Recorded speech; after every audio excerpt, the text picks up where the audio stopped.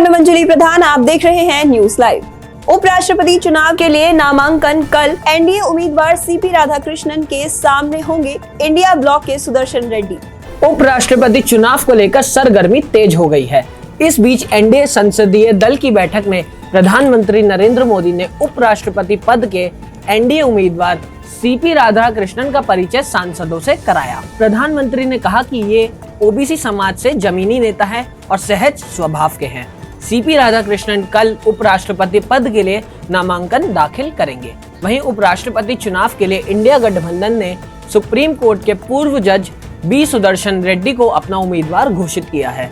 कांग्रेस अध्यक्ष मल्लिकार्जुन खड़गे ने रेड्डी के नाम का ऐलान करते हुए कहा कि विचारधारा की लड़ाई है। बी सुदर्शन रेड्डी गुवाहाटी उच्च न्यायालय के मुख्य न्यायाधीश भी रहे हैं। उपराष्ट्रपति चुनाव में रेड्डी का मुकाबला एनडीए उम्मीदवार सीपी राधाकृष्णन से होगा। उपराष्ट्रपति चुनाव के लिए मतदान 9 सितंबर को होना है। नीतीश कैबिनेट की बैठक में 16 प्रस्तावों पर लगी मुहर। नौकरियों और रोजगार पर बड़ा फैसला। बिहार के मुख्यमंत्री नीतीश कुमार की कैबिनेट बैठक में 16 प्रस्तावों पर मुहर लगाई गई। इनमें बड़े शहरों में 5 सितारा होटल खोलने, शिक्षा, सड़क निर्माण और स्वास्थ्य से जुड़े प्रस्ताव शामिल हैं। कैबिनेट बैठक में सबसे प्रमुख फैसला 20 लाख नौकरियों और रोजगार का है। इसके साथ ही बिहार लोक सेवा आयोग, बिहार कर्मचारी चयन आयोग, तकनीकी सेवा आयोग, पुलिस अवर सेवा आयोग आदि परीक्षाओं के लिए शुल्क मात्र 100 रुपए होगा, जबकि मुख्य परीक्षा में कोई फीस नहीं ली जाएगी। इसके अलावा राजकीय शिक्षक पुरस्कार प्राप्त करने वाले शिक्षकों के लिए धनराशि 15,000 से बढ़कर 30,000 रुपए कर दी गई है। वहीं जेपी सेनानियों की पेंशन 7500 रुपए से बढ़कर 15,000 और जिन्हें 15,000 मिलते थे उनकी पेंशन 30,000 रुपए कर दी गई है। नई दिल्ली से चीनी विदेश मंत्री का अमेरिका को संदेश। बदल रही है दुनिया, नहीं चलेगा एक तरफा फैसला। भारत दौरे पर आए चीनी विदेश मंत्री वांग यी ने नई दिल्ली में कहा कि भारत चीन संबंध सहयोग की दिशा में सकारात्मक रुझान दिखा रहे हैं। चीनी विदेश मंत्री ने जोर दिया कि दोनों देशों को एक दूसरे को प्रतिद्वंदी के रूप में नहीं बल्कि साझेदार के रूप में देखना चाहिए। इस दौरान वांग यी ने अमेरिका को निशाने पर लिया और कहा कि बदलती दुनिया में एक तरफा धमकियां और फैसले नहीं चलेंगे। चीनी विदेश मंत्री की यह यात्रा प्रधानमंत्री नरेंद्र मोदी की शंघाई सहयोग संगठन के वार्षिक शिखर सम्मेलन में भाग लेने के लिए चीन दौरे से पहले हो रही है। वांग यी ने ये भी कहा कि इस साल चीन और भारत के बीच राजनयिक संबंधों की स्थापना की 75वीं वर्षगांठ है और अतीत से सबक सीखा जा सकता है। उनका यह बयान गलवान घाटी में सैन्य गतिरोध के बाद दोनों देशों के संबंधों में आई नरमी की ओर इशारा है। रूस यूक्रेन युद्ध खत्म करने की दिशा में बड़ी पहल। ट्रंप, पुतिन और जेलेंस्की एक साथ निकालेंगे हल।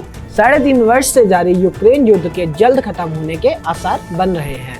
अमेरिकी राष्ट्रपति डोनाल्ड ट्रंप ने कहा कि यूक्रेन के राष्ट्रपति जेलेंस्की और रूसी राष्ट्रपति व्लादिमीर पुतिन की आमने सामने मुलाकात की तैयारी चल रही है। ट्रंप ने इसे लगभग 4 साल पुराने युद्ध को समाप्त करने की दिशा में बहुत अच्छा प्रारंभिक कदम बताया है। व्हाइट हाउस में यूरोपीय नेताओं, नाटो प्रमुख और यूक्रेन के राष्ट्रपति जेलेंस्की के साथ बैठक के बाद ट्रंप ने कहा कि शांति वार्ता जल्द हो सकती है।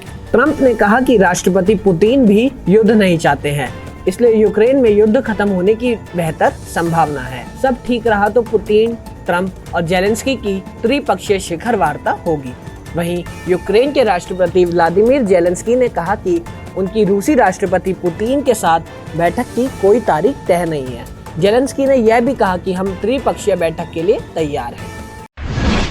शेयर बाजार में लगातार दूसरे दिन तेजी। सेंसेक्स 450 अंक चढ़ा, निफ्टी भी उछला। दिवाली तक जीएसटी व्यवस्था में बड़े सुधारों के ऐलान के चलते आज भी शुरुआती कारोबार में शेयर बाजार में तेजी नजर आई।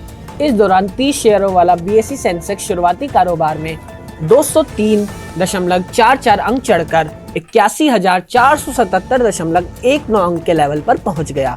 इसी तरह 50 शेयरों वाला एनएसई निफ्टी 53.4 अंक बढ़कर 24,930.35 अंक पर पहुंच गया। इसके बाद कुछ देर बाद सेंसेक्स की बढ़त 450 अंक तक पहुंच गई, जबकि निफ्टी ने 25,000 का आंकड़ा छू लिया।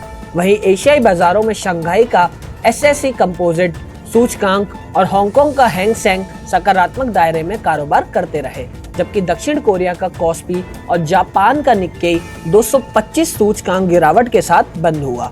इसके अलावा वैश्विक तेल बेंचमार्क ब्रेंट क्रूड 0.50% गिरकर $66.24 प्रति बैरल पर आ गया। सराफा बाजार में नरमी, सोने के भाव में आई गिरावट, चांदी की चमक हुई फीकी। घरेलू सराफा बाजार में आज सोने और चांदी के भाव में गिरावट दर्ज की गई। इस दौरान 24 कैरेट सोने का भाव 1,01,320 रुपए प्रति 10 ग्राम रहा, तो वहीं चांदी की कीमत 1,17,100 रुपए प्रति किलोग्राम तक आ गई। दूसरी ओर आधिकारिक वेबसाइट्स ibidrets.com के अनुसार 999 शुद्धता के सोने का भाव गिरकर 99,146 रुपए प्रति 10 ग्राम पर आ गया, जबकि 995 शुद्धता के सोने का रेट 98,749 रुपए प्रति 10 ग्राम हो गया।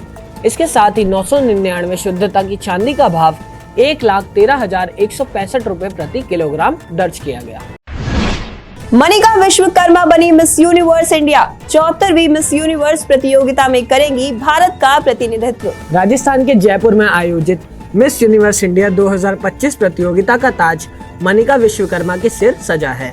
इस जीत के बाद मनिका अब साल के अंत में थाईलैंड में होने वाली 74वीं मिस यूनिवर्स प्रतियोगिता में भारत का प्रतिनिधित्व करेंगी।